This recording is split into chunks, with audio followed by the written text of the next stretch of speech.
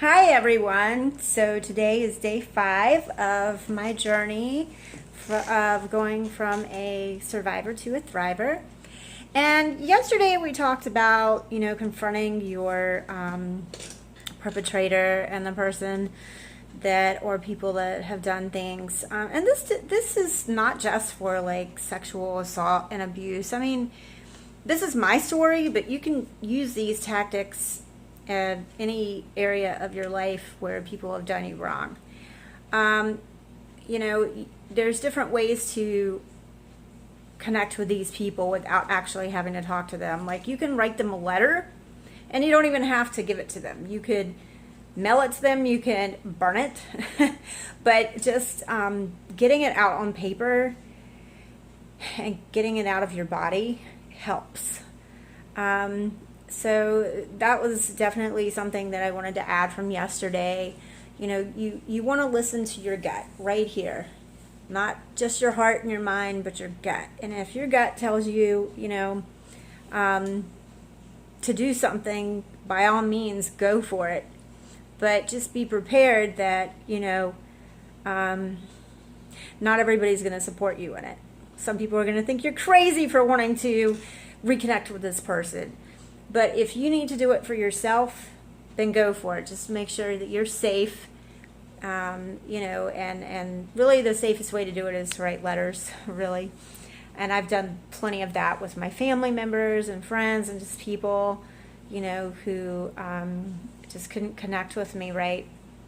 So that's one of the things that I wanted to talk to you about tonight. Also, I guess in this journey, I haven't really told you like every little detail because that's not what this is really about.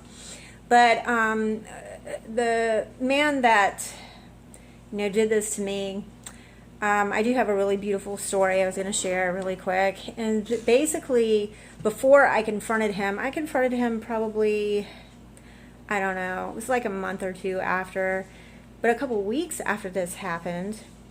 This is to me a God thing. My only daughter at the time was in Girl Scouts, and we happened to be meeting at my church that I had been visiting in the fellowship hall. So there was like a couple hundred kids, girls there for Girl Scouts. And this woman approached me and she said, "You look familiar." And I was thinking, okay, well, you don't, but okay. And we got to talking for a minute, and she said, does your husband by chance work for this man? And she named him, and I just freaked out. And she said, "Oh, did he do something to you?" And I screamed out, and everybody stopped. I was like, he did more than, he did more than that. And so she basically kind of helped me, from what I can remember. She helped me up to the room where we did our groups, like Sunday school, if you want to call it, or groups that we would have on Sunday mornings before the service. And I was able to tell her everything that her fiance had done to me.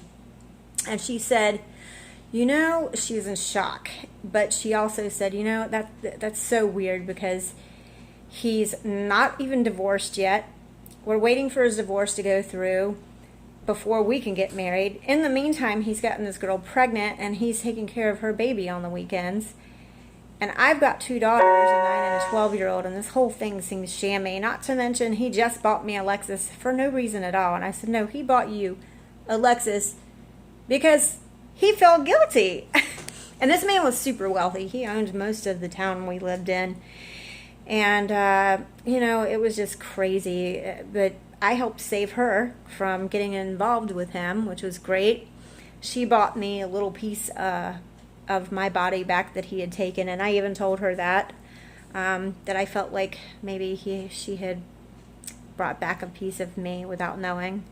And she went straight away, left me there. I guess she told someone downstairs about me because somebody ended up coming upstairs and helping me because I was such a mess. I couldn't be around anybody. I was sobbing and very traumatized by that situation, but also relieved in a way after it had happened. So anyways, she went home, broke it off with him, and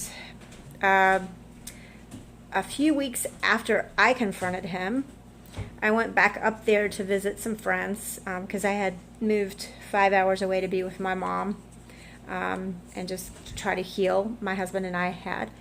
And we went back up to visit and get some of our things from this apartment, and literally saw some of his businesses had been closed. We saw one of his hotels on fire. Trust me, I didn't do it. But it was just, it goes to show you that when someone does really horrific things and they don't think that they're going to pay for it, it comes back to the God thing. For those of you that believe in a God or an upper being or some bigger spirit, they can, the universe, it comes back to you, whatever you do. And so this person I found out later, ended up basically getting kicked out of the city that we were in, the town. And he had done this to so many people. I think he ended up having like a big class lawsuit against them and did some time. I'm glad that I didn't have to be a part of that, but I would have chosen to if I had been confronted probably. But anyways, this goes to show you that no one on this earth does anything and gets away with it. They might for a long time, but eventually they're going to get found out. And if they don't pay for it here on this earth, they're going to pay for it somewhere else eternally. And that's just how I look at things. Anyways, so yeah, tomorrow, day 6. Thank you so much, and I hope I've helped out today. I hope you will start writing in a journal. I hope you'll start writing some letters to some of the people who have hurt you. Get it out and take your freedom back. Give it to them. Even if you don't mail those letters, give it to them and the ground. Burn it, whatever it is, give it back to the earth, and watch something beautiful and positive come out of it. Because you don't have to keep that poison inside forever. You can heal. You can let it go. And this is how you do it. Holding grudges, they make you sick. They make you sick, and you don't need to be sick. You've had enough trauma, and you've suffered enough, and now it's time, people. It's time for you to feel better. It's time for you to take back your freedom and your body and your happiness. So I want to encourage you to start doing that tonight. All right, see you tomorrow.